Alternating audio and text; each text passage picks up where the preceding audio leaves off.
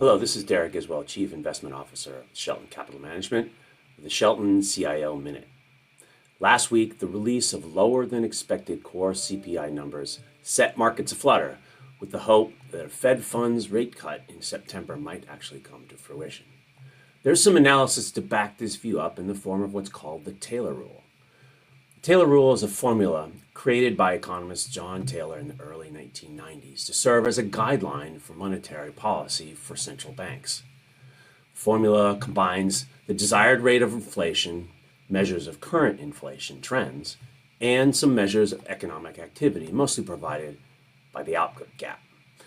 The idea is that this rule captures the factors that weigh into the choices that individual consumers make and provides a target for short-term rates that reflects those decisions.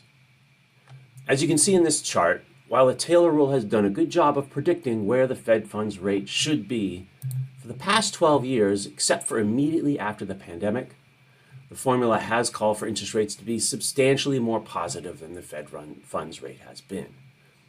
However, with the recent soft inflation numbers and some soft economic numbers as well, for the first time since 2012, the rule is recommending a Fed funds rate below the current level of 5.5. The point being that the market has waited patiently for the Fed to deliver lower rates, disappointed time after time since the pivot from late last year. Now the Taylor Rule is finally falling to a position that could indicate that the wait is soon over. For further information, please don't hesitate to contact your Shelton Capital representative. This has been a Shelton Capital CIO Minute.